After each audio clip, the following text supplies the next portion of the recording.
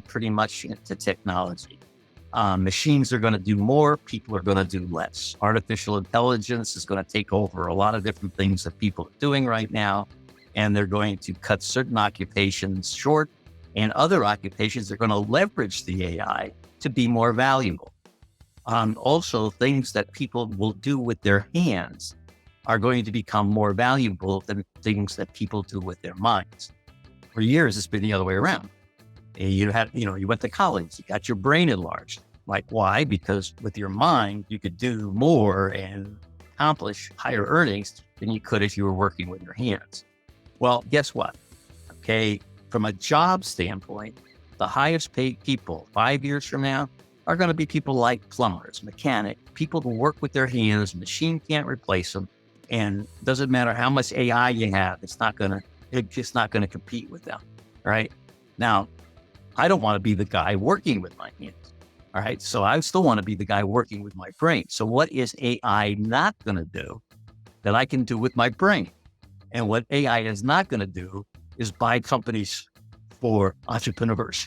Okay. That's not what's going to happen. Entrepreneurs are going to put together businesses of people who are now high paid working with their hands. And that's where the growth is. Okay. The growth is in the technology, the growth is in the AI, the growth is in all those things, but it's also in businesses where people who work with their hands are not going to be replaced by machines. So if I'm looking for a business that's going to trend into the future, it would be a business that would fit into that criteria. Industries that almost never fail. Well, people have to eat. People have to live someplace. People need clothes to wear. People need a car to drive or transportation.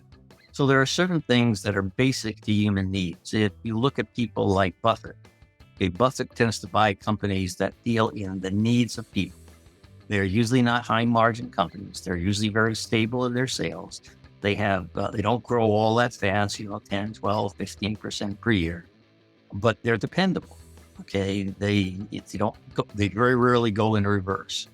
So if I were to want to acquire companies, I would use the Buffett system and basically look at companies that are absolutely basic to human need, that even in a recession, people still have to have them, so they'll sacrifice elsewhere.